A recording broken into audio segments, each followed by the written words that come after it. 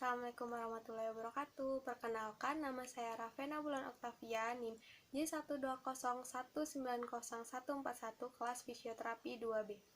Kali ini saya akan sharing mengenai metode terapi yang sudah saya pelajari, yaitu tipe hidroterapi dengan metode terapi ice bath. Stay tune. Jadi ice bath terapi itu apa sih? Ice bath terapi adalah terapi berendam di dalam air dingin dengan tujuan mengurangi DOMS dan gejala peradangan yang terjadi. Nah, sensasi dingin dari ice bath terapi tersebut itu dapat menurunkan nilai ambang nyeri, sehingga sering digunakan untuk terapi cedera akibat trauma latihan fisik.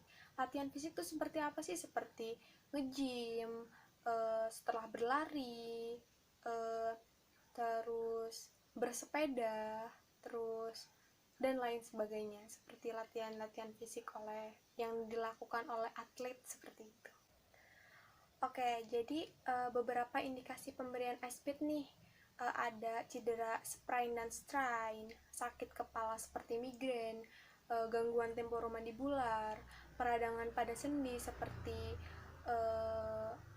genu, hip, ankle, dan lain sebagainya, bisa juga elbow. Terus ada carpal tunnel syndrome dan lain sebagainya, masih banyak lagi. Jadi kita ambil contoh nih, beberapa atlet setelah kompetisi atau hendak mengurangi nyeri akibat pasca latihan itu biasanya dengan terapi contrast bath. Jadi terapi contrast bath itu apa sih? Terapi contrast bath itu bergantian berendam air dingin atau ice bath terapi, kemudian berendam di air hangat, tapi juga bisa saja tidak harus air hangat, jadi bisa digantikan dengan sauna. Nah, menggunakan rendaman antara menggunakan ice bath dan sauna itu biasanya 1-5 menit secara bergantian. Oke, jadi saya akan menunjukkan sebuah video, yaitu video contrast bath yang biasa dilakukan oleh atlet, yaitu mix antara ice bath terapi dan sauna. Jadi melakukan terapi contrast bath bergantian antara ice bath dan sauna.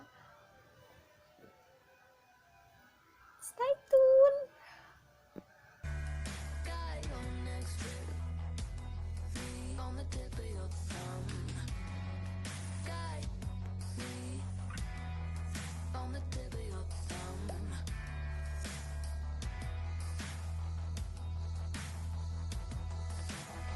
Berapa sih untuk melakukan contrast bath tersebut?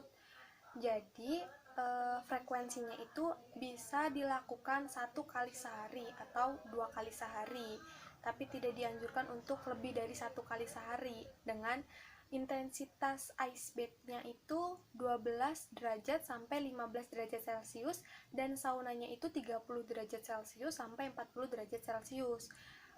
Jika kurang dari 12 derajat Celcius untuk ice bath dan lebih dari 40 derajat Celcius untuk sauna itu dapat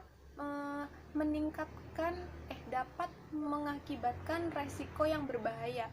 Dan jika lebih dari 15 derajat untuk ice bath dan kurang dari 30 derajat untuk sauna akan mengurangi efek dari kedua metode tersebut. Hanya ice bath-nya saja itu biasanya digunakan selama berendamnya itu selama 10-20 menit.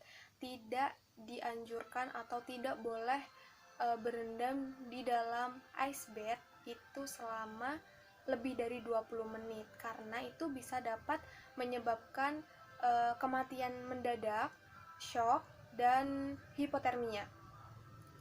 Kemudian metode ini dilarang digunakan oleh anak-anak di bawah umur, di bawah 10 tahun maksud saya. Dilarang digunakan oleh anak-anak di bawah 10 tahun, pengidap kardiovaskular, dan orang-orang yang memiliki luka bakar atau luka terbuka.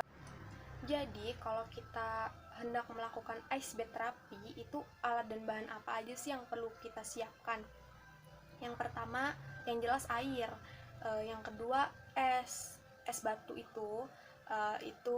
Terus termometer suhu buat termometer suhu yang untuk benda cair. Itu kan termometer kan ada tuh yang buat benda, buat tahu yang benda cair. Nah, itu menggunakan termometer itu. Kemudian kita memerlukan bed atau tempat, tidak harus kita secara tiduran gitu, seperti pokoknya sebuah benda yang kira-kira kalau kita masuk tuh badan kita masuk segini. Nah, itu kita memerlukan itu untuk berendam.